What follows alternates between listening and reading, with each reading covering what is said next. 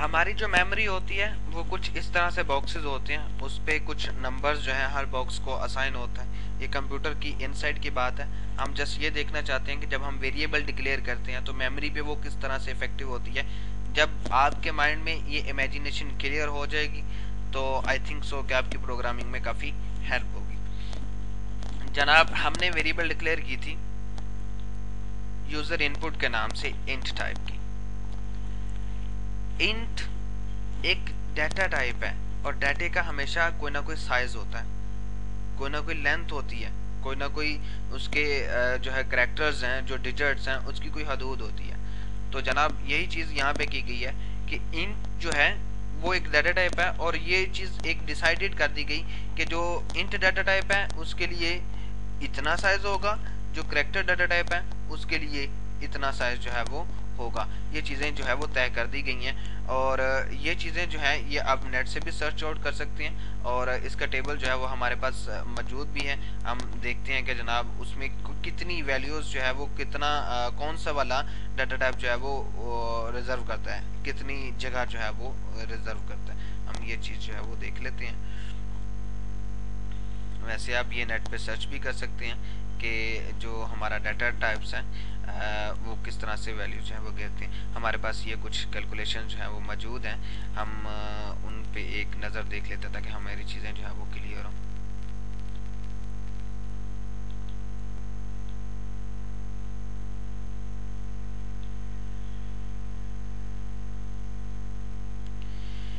हमारा जो इंट है वो 4 बाइट लेता है और जो लॉन्ग है वो भी 4 बाइट लेता है। किसी खास स्ट्रक्चर में लेता होगा। इसकी कुछ वैल्यूज़ हैं, कितनी रेंज जो है वो इसकी अवेलेबल है और किस हद तक ये चीज़ जो है वो स्टोर कर सकता है। ये सारा कुछ आपको इंटरनेट से अवेलेबल है। आप सिंपली क्यूरी करें कि जनाब data type and the size of data type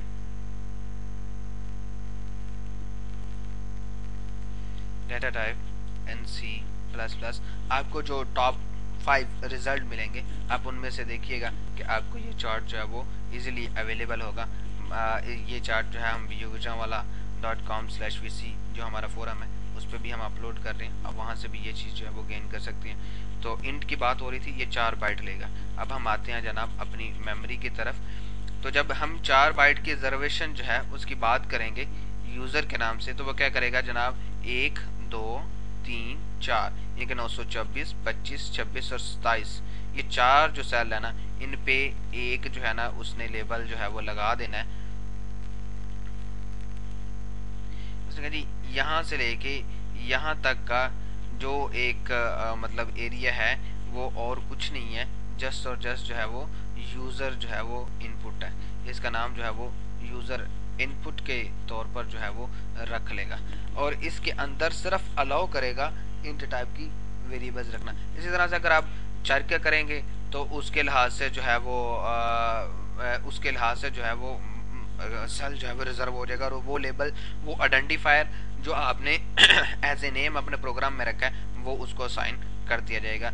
इस तरह से वेरिएबल के लिए हमारी मेमोरी जो है वो हमारा कंप्यूटर जो है वो उसे मैनेज करता है।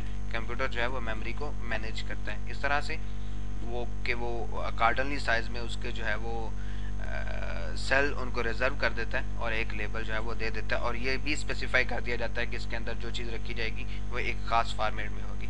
आपको ये मैं रिकमेंड कर रहा हूँ कि आप डाटा टाइप के बारे में ज़रूर सर्च करें, ज़रूर पढ़ें और बिना उसके पढ़े आप अच्छा प्रोग्राम जो है वो नहीं लिख सकते और बिना ये डिसाइड किए कि जो हम इनपुट जो हम वैल्यू जो हमारी कैलकुलेशंस हैं वो हम किस टाइप की वेरिएबल में स्टोर करेंगे, आपका प्रोग्राम जो है वो बहुत अच्छा नहीं हो सकता। जनाब हमने एक प्लेस तो बना ली जिसमें हम यूज़र से जो है वो इनपुट ले के जिसमें हम रख सकते हैं, लेकिन अब सवाल है कि हम यूज़र से इनपुट जो है वो लें तो लें कैसे।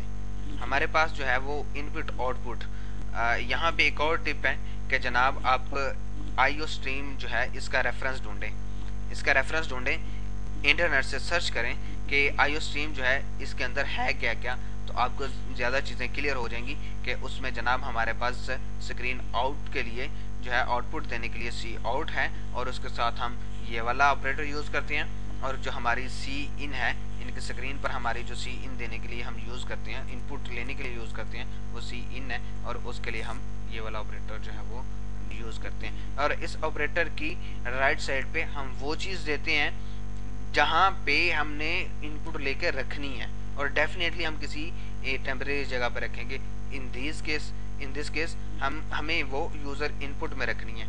और जो पहली बात हमने यहाँ पे की थी कि यूज़र इनपुट वेरिएबल में हम रखेंगे, ये तो सही हो गया। हमने बात की थी कि हमारी C++ जो है वो केस सेंसिटिव लैंग्वेज है। केस सेंसिटिव, अगर यहाँ पे मैं आई छोटा लिख देता हूँ और इसको अब मैं कंपाइल करता हूँ तो मुझे डेफिनेटली एक एरर मिलेगा। और वो एरर क्या होगा, सबसे पहले तो मुझे इसे सेव करना होगा, और इसे मैं सेव कर देता हूँ जनाब VC सेकंड के नाम से, और मैंने इसे सेव किया, इसकी कंपाइलेशन, लेकिन मेरे पास एरर है। हम एरर जो है वो उसको ज़रा रीड करते हैं कि ये किस तरह से हमने रीड करना है। ये जनाब लाइन नंबर 7, पहले तो ये है कि लाइन नंबर 3 इसको आप इग्नोर कर सकते हैं। जो वार्निंग्स हैं उनको आप इग्नोर कर सकते हैं। हमारे कुछ चीज़ें जो है वो होती नहीं है कि जिनको हम स्टैंडर्ड को फॉलो करें, तो उसके लिहाज से हमें वार्निंग है, इसको आप इग्नोर कर दें।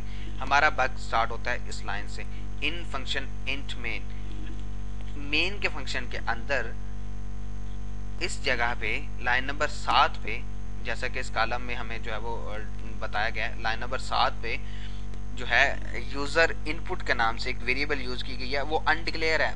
फर्स्ट यूज दिस फंक्शन, आपको ये वेरिएबल जो है आइडेंटिफायर जो है उसको पहले डिक्लेयर करना पड़ेगा। क्यों भाई, हमने तो यूज़र इनपुट ऊपर भी लिखा, भाई आपने लिखा, आपने सही किया, लेकिन यूज़र इनपुट जो आपने लिखा था वो उसमें आई जो था वो कैपिटल था, और अभी जो आप लिख रहे हैं वो आई स्मॉल है। तो हमारी C++ केस सेंसिटिव है, इस वजह से एरर आ रहा है। तो जनाब इसको हम आई कैपिटल में करते हैं। तो अब ज़रा हम इतने प्रोग्राम को रन करके देखते हैं कि हमारा प्रोग्राम जो है वो आउटपुट क्या देगा। हम कंपाइल करते हैं तो हमारा प्रोग्राम, हमारी स्क्रीन जो है वो सामने आई, और जनाब हमारा कर्सर जो है ना वो ब्लिंक करना शुरू हो गया।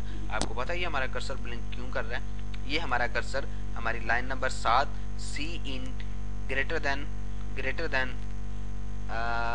यूज़र इनपुट वेरिएबल, ये इसके नतीजे में है। वो वेट कर रहा है कि आप कोई चीज़ दें और देन एंटर प्रेस करें। कंसोल एप्लीकेशन है, हर कमांड के बाद एंटर मांगती है, तो वो कह रहा है कि कोई एक वैल्यू दें और एंटर प्रेस करें तो वो ये लाइन मुकम्मल हो।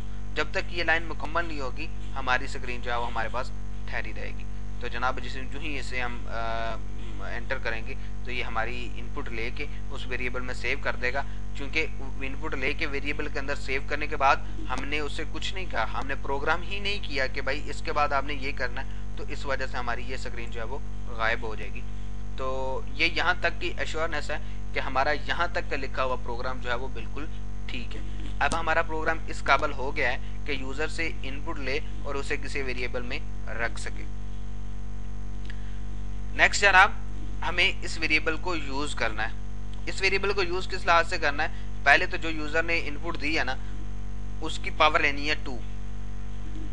फिर जो वेरिएबल यूज़र ने दिया हुआ है, जो वैल्यू यूज़र ने दी हुई है, मैं यहाँ पे वेरिएबल की बात इस वजह से कर रहा हूँ क्योंकि मुझे नहीं पता यूज़र ने 10 एंटर किया है, 5 एंटर किया है, 6 एंटर किया है, तो हमने उसके आइडेंटिफायर रख लिया कि यूज़र ने जो भी एंटर किया, यूज़र की जो भी इनपुट होगी वो उसको 3 से मल्टीप्लिकेशन करनी है। फिर दोनों का जो जवाब आएगा उसको हमने जमा करना है, और फाइनली जो जवाब आएगा उसे हमने स्क्रीन पर शो करवाना है। तो स्क्रीन पर शो करवाने के लिए भी हमारे पास जो है वो हमें पता है कमांड का। अब हम ये देखते हैं कि इसको कैलकुलेट किस तरह से करना है। जनाब जिस तरह से मैथमेटिक के ऑपरेटर्स होते हैं, प्लस माइनस और ज़रब के लिए हम स्टैटिक यूज़ करते हैं, और तकसीम, ये जो है ये ऑपरेटर्स आप यहाँ पे भी यूज़ कर सकते हैं। सबसे पहली चीज़ जो हमें करनी है वो ये है कि जनाब हमारी जो यूज़र इनपुट है उसका स्केयर लेना है। स्केयर कैसे लेते हैं?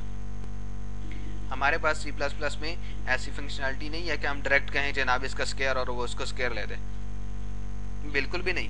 तो हमें स्केयर की डिपेक्टली स्केयर को सोचना पड़ेगा कि भाई स्केयर जो है वो हम लेते कैसे हैं।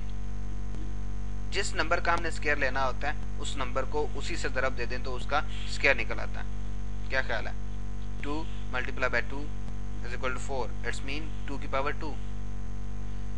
तो यहाँ पे भी अगर हमें स्क्वायर लेना है तो हम जनाब इसको ज़रब दे देते हैं वापस उसी से।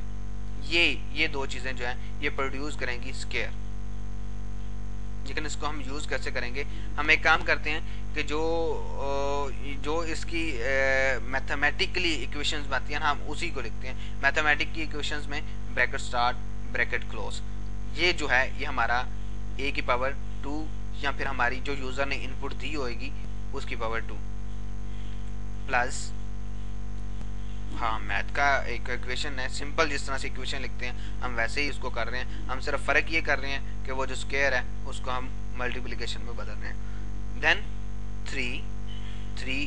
3 जो है हमारा एक कांस्टेंट है जो कि चेंज नहीं होगा, तो हमने उसे किसी वेरिएबल में नहीं रखा, हमने उसको डायरेक्ट यूज़ कर लिया। कांस्टेंट पे हम थोड़ी तफसीलन बात करेंगे।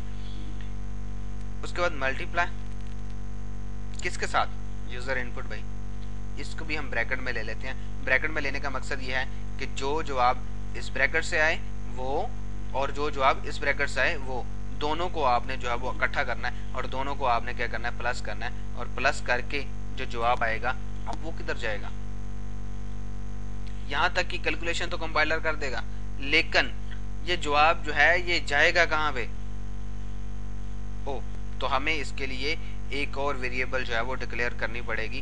टेम्परेरी वेरिएबल डिक्लेयर कर लेते हैं। हमारे पास इसका अल्टरनेट वे भी है, लेकिन हम चाहते हैं कि हम इसे टेम्परेरी वेरिएबल में रखें, देन उसको यूज़ करें। बट टेम्परेरी वेरिएबल जो होगी, ये तो हो गया कि टेम्परेरी वेरिएबल होगी, और डेफिनेटली चूंकि हमने रिजल्ट रखना है तो उसका नाम रिजल्ट होगा। क्यों रिजल्ट होगा, क्योंकि हम उसमें रिजल्ट रखना चाहते हैं। भाई हम रिजल्ट ही उसका नाम क्यों रखें, हम वेरिएबल का नाम रखते हैं जो मीनिंगफुल हो, जो आपके काम को सही से एलेबोरेट कर सके, हम उसका नाम ये रखते हैं रिजल्ट। हम इसका नाम एबीसी भी रख सकते थे, लेकिन हमने रिजल्ट इस वजह से रखा कि हम आगे कहीं पे दोबारा से इसको यूज़ कर सकें। इसको यूज़ करना हो तो हमें पता हो कि भाई इस वेरिएबल में तो रिजल्ट है, ये तो यूज़र की इनपुट है और ये आउटपुट है। हम इस तरह से नाम रखें कि हम उनको आइडेंटिफाई कर सकें, तभी तो हमें तभी तो हमें वेरिएबल का जो है वो फ़ायदा हो सकेगा। जब हम ऐसे नाम रखते हैं जो हमारे काम के हों तो वो हम इसका नाम रिजल्ट रखेंगे। अब सवाल ये है कि रिजल्ट के अंदर वैल्यू जो है वो आएगी क्या, जी बिल्कुल, इनपुट एक इंट डाटा टाइप है। इंट डाटा टाइप को अगर हम इंट से तरफ देंगे तो जवाब जो है वो इंट में ही आएगा, और अगर एक इंट को एक नंबर से तरफ देंगे तो जवाब इंट में ही आएगा। अगर हम दो इनपुट को जमा करेंगे तो जवाब इंट में ही आएगा। इसका मतलब है कि इसका जवाब हमने इस रिजल्ट में सेव करना है तो डेफिनेटली वो इंट में होगा, तो इसकी डाटा टाइप भी इंट होगी। हम सेमीकोलन लगाते हैं और अब हम ये कहते हैं कि जो इसका जवाब आएगा, इन लाइंस का जो जवाब आएगा वो हम सेव कर लें जनाब किसमें, रिजल्ट के वेरिएबल में। ये हमारी जो लाइन है, ये जो भी हमारा रिजल्ट बनेगा वो रिजल्ट के अंदर जो है वो सेव कर देगी। और जनाब हम यहाँ पे इसको सी आउट करवा देते हैं। सी आउट में हम क्या लिखेंगे, सी आउट में हम लिखते हैं जनाब इन्वर्टेड कामा में, हम इन्वर्टेड कामा में जो भी वैल्यू लिखेंगे वो सेम एज इट स्क्रीन पर शो होगी। ये आप बात याद रखिए, इन्वर्टेड कामा में हम जो चीज़ भी लिखेंगे वो सेम एज इट ही आपकी स्क्रीन पर शो होगी। मैं लिखता हूँ जनाब द रिजल्ट इज, ये तो हो गया, ये एक लाइन हो गई। देन मैं सी आउट कर देता हूँ रिजल्ट, ठीक है जी। और मुझे लगाना है सिस्टम पास, ये लगाना ज़रूरी है। ये लगाना क्यों ज़रूरी है भाई, मेरा वो जो प्रोग्राम है ना ये बड़ा छोटा सा है और स्क्रीन पर जो आउटपुट आएगी ना वो एक झटके में ख़त्म हो जाएगी, लेकिन मुझे तो देखना है कि क्या आउटपुट आएगी। तो उसके लिए मैंने सिस्टम पास जो है वो उसका यूज़ किया, सेमीकोलन लगाया। हमारा प्रोग्राम जो है वो बिल्कुल रेडी है कंपाइल होने के लिए। शॉर्टकट है कंपाइल की F9, हमने वो प्रेस किया और ये क्या, हमारे पास तो कुछ एरर है। एरर फाइंड करने का वही तरीकाकार हम यहाँ पे भी अपनाएंगे। वो ये है कि जनाब वार्निंग के बाद वो इन मेन फंक्शन में कह रहा है कि रिज़ल्ट जो है वो डिक्लेयर नहीं है। अच्छा, रिज़ल्ट डिक्लेयर नहीं, हमने किया तो था, ओ हमने उसे मिसस्पेल कर दिया था। आप सेम वेरिएबल को कर सकते हैं। मतलब हमारी केस सेंसिटिव है, स्पेल ठीक हो, हमारी ये जो गलतियां हैं, ये जो चीज़ें हैं, इनको हम साथ साथ देखें कि जो ही हमने वेरिएबल जो है वो असाइन की या फिर हमने डिक्लेयर की, तो उसका जो है वो नाम हमारा जो है वो ठीक है। अगर हमने वो नाम ठीक स्पेल किया है और उसी को हम यूज़ कर रहे हैं आगे, ये ना हो कि हम उसको डिक्लेयर तो किसी और नेम से कर रहे हो, यूज़ किसी और नेम से कर रहे हैं, तो हमारे पास एरर होगा। लेट्स चेक इट अगेन कि अब हमारे पास एरर है कि नहीं। जी बिल्कुल भी नहीं है, अब हमारे पास एरर नहीं है। हमारा प्रोग्राम जो है वो इस लाइन पे अटका हुआ है। उसने सबसे पहले यूज़र इनपुट जो है वो उसको डिक्लेयर किया, देन जो है वो उसके अंदर वैल्यू रखने के लिए सी in greater than user input की लाइन पर स्टे किया हुआ है। मैंने उसे जो है वो 4 दिया। 4 वैल्यू देने के बाद जो है मैंने एंटर करूँगा तो ये इंट की रिजल्ट की वेरिएबल जो है वो करेगा डिक्लेयर, और हमारी स्क्रीन एक झटके से चलेगी। इसका मतलब है कि हमने पास के अंदर जो वैल्यू लिखी थी उसकी स्पेल भी गलत है। एनीहाउ हमने उसको सही किया, हमें दोबारा से कंपाइल करना पड़ेगा।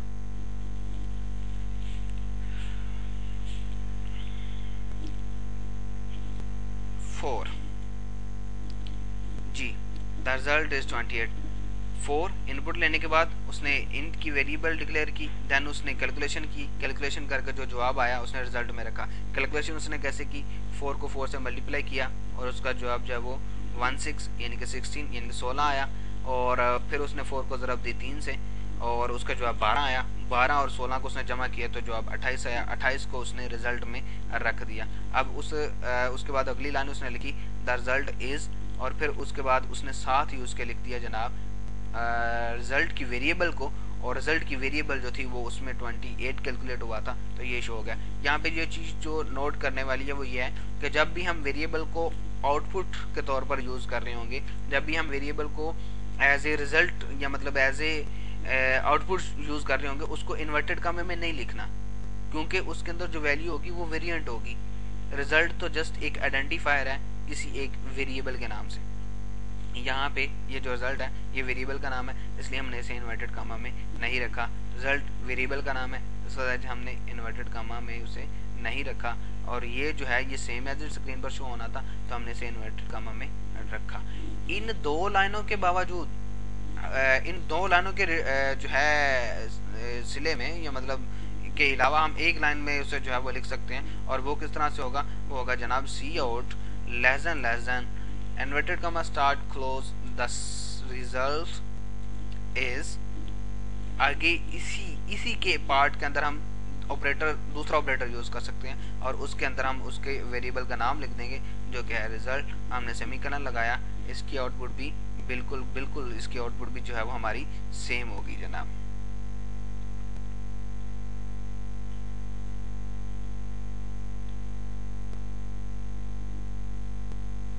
जी बिल्कुल इसकी आउटपुट भी सेम है।